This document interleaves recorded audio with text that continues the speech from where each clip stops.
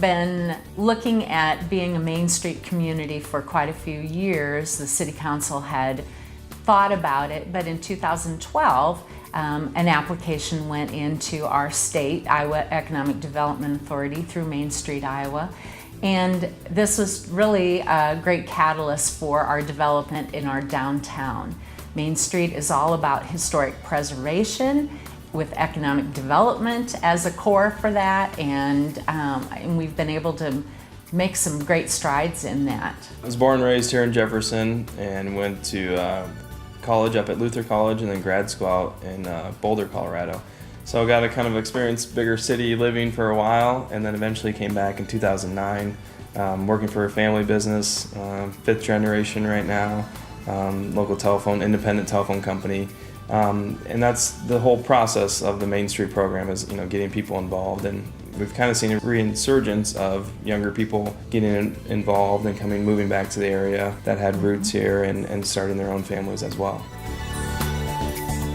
While we're spread out and we have a lot of locations, oftentimes we're the biggest employer in the community, probably the biggest taxpayer. When we looked at this donation for the school system and the community college, which will have an education for our high school students and young adults that will maybe get them either much reduced four-year college costs with programs, or like, let's say, plumbing or electrical, or we have an IT project coming with the community college, and it's raising the living wage in Greene County. And I think, one, that keeps people here. Two, it really helps us be able to hire people to come to Greene County, because oftentimes they're not coming alone. They're bringing a spouse.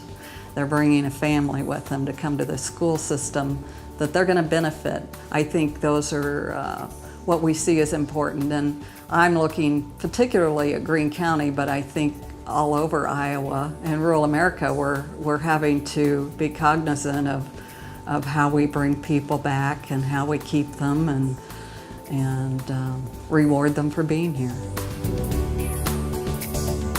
And work anywhere in the world from your home. So we have people that telecommute, that live in Jefferson, that they lived in the bigger city for a while, they enjoyed it, liked it, but it got too much for them. And now you have the quality of life here is amazing, slower paced, but still have a lot of the great amenities of bigger towns, and we're working to get more of those amenities.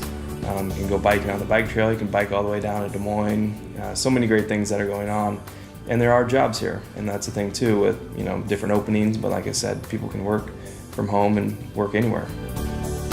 Mahaney Bell Tower, we celebrated the 50-year anniversary in 2016, so it's been a part of our community for a long time as a gift to the community, and it only had 14 bells for a long time. So for the 50th anniversary, we really had a concerted effort to raise funds privately and through grants funds through the state of Iowa also to raise the money to have 47 bells.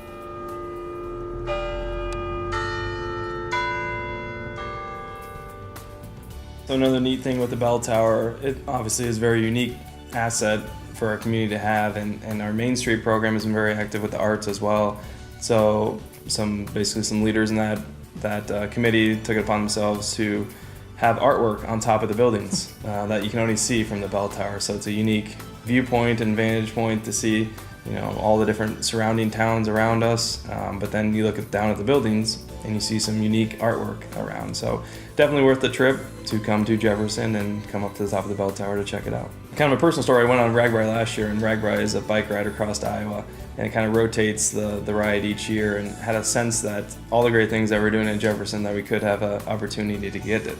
And we found out in January that we did receive it, and it's basically, Jefferson's a town of 4,400 people, and roughly 20 to 30,000 people rolled through the town on their bikes. So obviously it took a lot of planning. Basically since January, the community's been planning, and over 400 volunteers came together through the community to help put on this event for one day. So a lot of new leaders stepped up, and a lot of people that weren't really necessarily involved previously have done that, and they did a fantastic job. One of the best stops on the 7-day bike ride.